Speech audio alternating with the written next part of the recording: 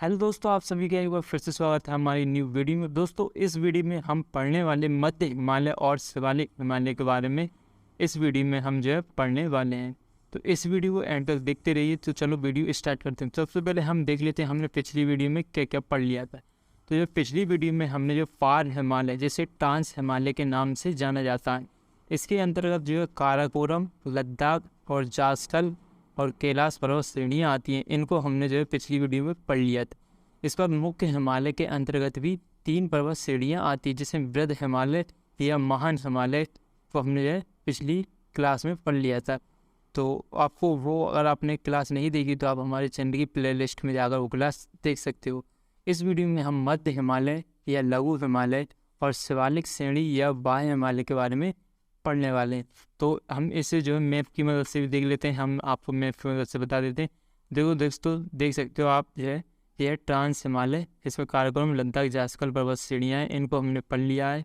और वृद्ध हिमालय या महान हिमालय, इसे भी हमने पढ़ लिया है। इस वीडियो में हम मध्य हिमालय और शिवालिक श्रेणी के बारे में पढ़ने वाले हैं। तो चलो वीडियो स्टार्ट करते हैं। तो दोस्तों, सबसे पहले है महान हिमालय या लघु हिमालय के नाम से भी मध्य हिमालय। तो दोस्तों, सबसे पहले है मध्य हिमालय या लघु हिमालय के नाम से भी जाना जाता है। इसमें सबसे फर्स्ट पॉइंट है, महान हिमालय के दक्षिण में उससे समांतर में मध्य हिमालय स्थित है। तो महान हिमालय है उसी के जो दक्षिण में और उसी से समांतर में जो मध्य हिमालय स्थित हैं। तो हम इसे जो मैप की मदद से देख लेते हैं। तो दोस्तों, आप देख सकते हो ये है महान हिमालय। आप देख सकते हो थोड़ा हल्का हल्का है, तो ये मध्य हिमालय। और आप जो ग्रीन कलर से देख रहे हो ये है पूरा मध्य हिमालय। तो महान हिमालय के जो पश्चिम में और उसी के समांतर में आप देख सकते हो महान हिमालय और मध्य हिमालय के समांतर में ही जो है मध्य हिमालय स्थित है। इसके बाद इसकी लंबाई है 2400 किलोमीटर। मध्य हिमालय की लंबाई कितनी है? 2400 किलोमीटर। और इसकी चौड़ाई है 60 से 80 किलोमीटर। और इसकी औसत ऊंचाई 3000 से 4500 मीटर के आसपास यह मध्य हिमालय या लघु हिमालय की औसत ऊंचाई है। तो इसका आगे टॉपिक देखते हैं। आगे टॉपिक, मध्य हिमालय पर ऊंचे पर्वत शिखर बहुत कम है। जो मध्य हिमालय है इसमें ऊंचे पर्वत शिखर बहुत कम है। हमने पिछली वीडियो में देखा था कि महान हिमालय में जो काफ़ी सारे जो है ऊंचे ऊंचे पर्वत जो है शिखर थे, जैसे कि हिमालय, कंचनजंगा आदि। तो इसमें जो है ऊंचे पर्वत शिखर बहुत ही कम है, लगभग ना के बराबर है। और इसके बाद ये मध्य हिमालय असतत अवस्था में, असतत मतलब एक लगातार एक ही लाइन में नहीं है, कहीं पर टुकड़े टुकड़े में जो है हमारा मध्य हिमालय, कहीं पर टुकड़े टुकड़े में ये मध्य हिमालय है। तो मैं आपको बता देता हूँ, आप देख सकते हो ये है मध्य हिमालय। तो जो ग्रीन कलर से देख रहे हो टुकड़े टुकड़े में जो है मध्य हिमालय स्थित है, एक ही सतत लाइन में नहीं है मध्य हिमालय। इसके बाद आगे है, मध्य हिमालय को अलग अलग प्रदेशों में विभिन्न नामों से जाना जाता है। जो मध्य हिमालय टुकड़ों में है तो उन टुकड़ों को जो अलग अलग प्रदेशों में अलग अलग नाम से जाना जाता है। तो हम उसे भी हम मैप की मदद से देख लेते हैं। तो जो आप जहाँ पर भी लिखे हैं तो हम मैप की मदद से देख लेते हैं, काफ़ी आसानी से आपको जो है समझ में आ जाएंगे। तो दोस्तों, आप जो है देख सकते हो ये है जम्मू कश्मीर। जम्मू कश्मीर में जो मध्य हिमालय को जो है पीर पंजाल के नाम से जाना जाता है।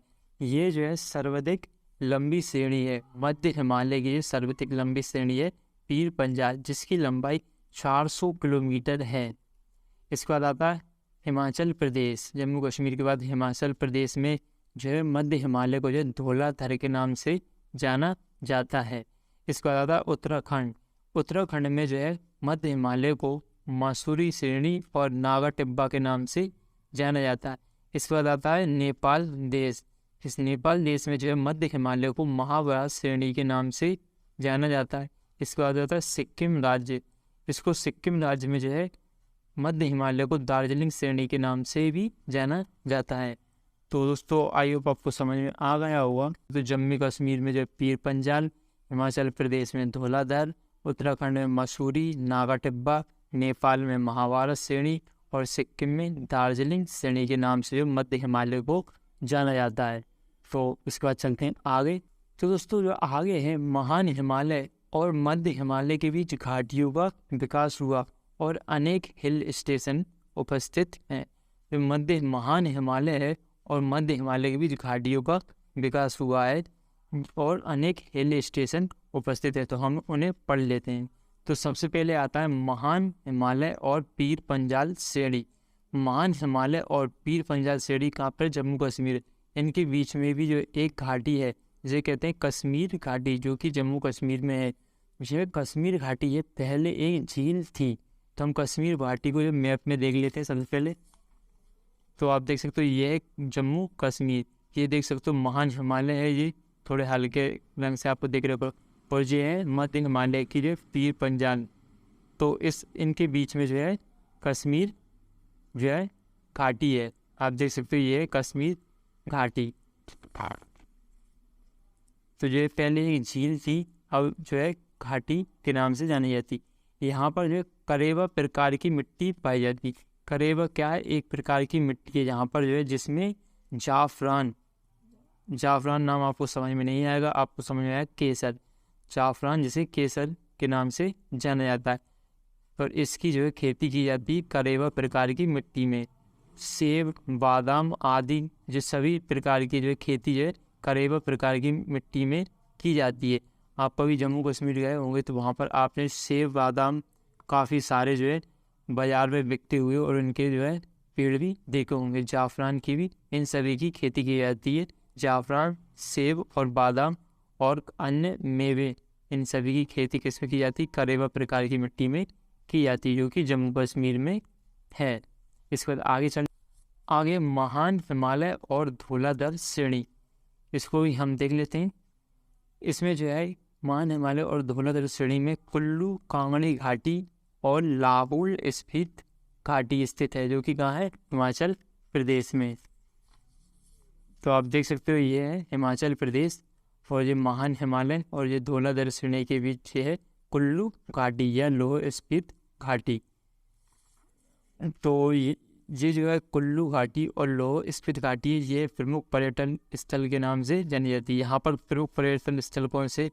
जो कि डलहौजी, शिमला, मनाली, धर्मशाला आदि प्रमुख पर्यटन स्थल हैं। कहाँ पर? हिमाचल प्रदेश में महान हिमालय और धौलाधर श्रेणी के बीच में। इसके बाद अगला आता है महान हिमालय और महावर श्रेणी। इन दोनों श्रेणी के बीच में काठमांडू घाटी, जो कि नेपाल में स्थित है। तो हम इसे जो मैप से देख लेते हैं। आप देख सकते हो ये है महान हिमालय और ये महाभारत श्रेणी। इसके बीच में जो काठमांडू घाटी स्थित है। तो चलो चलते हैं अब आगे।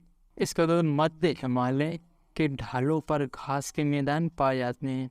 जो मध्य हिमालय है इसकी जो ढालों पर घास के मैदान पाए जाते हैं। आप देख सकते हो नीचे जो है एक पर्वत छोटी है, इसकी जो ढालें हैं इधर इधर की, तो इन ढालों पर जो मैदान पाए जाते हैं, जिन मैदानों को अलग अलग प्रदेशों में अलग अलग नामों से जाना जाता है।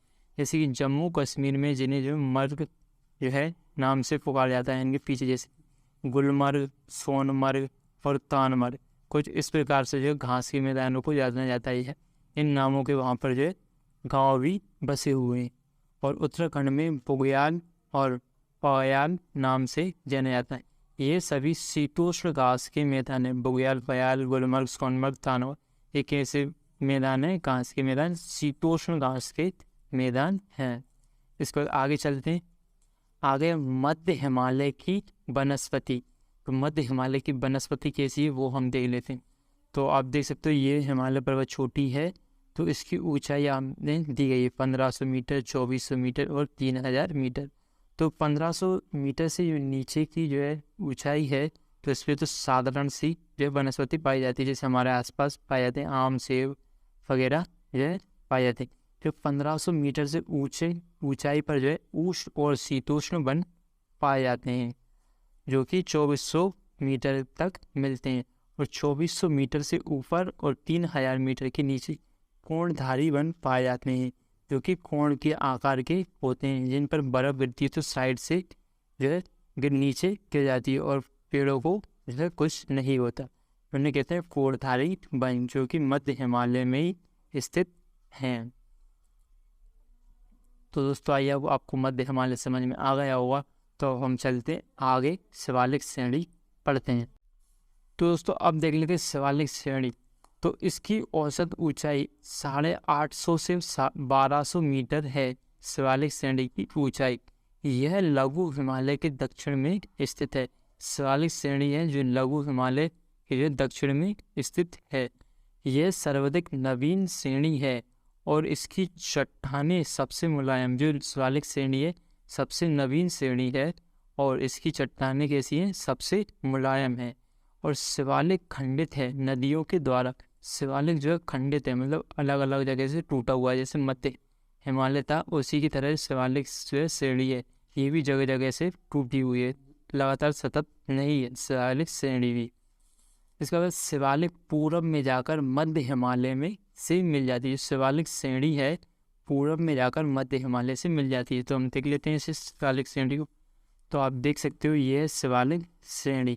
तो ये पूरब में जाकर, ये पश्चिम वाला क्षेत्र है तो ये पूरब वाला, तो ये पूरब में यहाँ पर जाकर जो है मध्य हिमालय से जो है मिल जाती है शिवालिक श्रेणी। इसके बाद आते हैं तिस्ता नदी और रेदाक नदी के मध्य 90 किलोमीटर का गैप है। जो शिवालिक श्रेणी है इसमें कहाँ से, तिस्ता नदी से और रेदाक नदी तक के मध्य 90 किलोमीटर का गैप है। तो आप मैप में देख सकते हो, यहाँ पर है तिस्ता नदी और यहाँ पर है रेदाक नदी। इन दोनों के बीच में जो 90 किलोमीटर का गैप है शिवालिक श्रेणी में, यहाँ पर जो शिवालिक श्रेणी स्थित नहीं है। अब इसके आगे देखते हैं। और शिवालिक जो सर्वाधिक वर्षा प्राप्त करता है, जो शिवालिक पर्वत श्रेणी है सर्वाधिक वर्षा प्राप्त करता है। किस वर्षा प्राप्त करता है, तो मैं आपके आपसे आप देख सकते हो ये सबसे आखिरी का पर्वत श्रेणी हमारे भारत इसी से अंदर में है। तो ये सबसे इस साइड से जो है हवाएं चलती हैं, समुद्र से उठकर हवाएं आती हैं तो सबसे पहले शिवालिक श्रेणी से टकराती हैं। इसके बाद मध्य हिमालय से, इसके बाद बाह्य हिमालय या महान हिमालय से टकराती। तो सबसे पहले जो शिवालिक श्रेणी से टकराती है तो यहीं से टकराकर यहीं पर बारिश हो जाती है, इसलिए यहाँ पर जो है सबसे ज़्यादा बारिश होती है और यहीं पर सबसे ज़्यादा घनी वनस्पति पाई जाती है शिवालिक श्रेणी में। तो अगला पॉइंट देख लेते हैं हम। अगला पॉइंट है शिवालिक वन आच्छादित है, वन आच्छादित है और सबसे घना बसा है। जो शिवालिक पर्वत है वन आच्छादित है और सबसे घना बसा हुआ, क्यों, क्योंकि यहाँ पर सबसे अधिक बारिश होती है। अगला है मध्य हिमालय और शिवालिक के मध्य भी घाटियों का विकास हुआ है।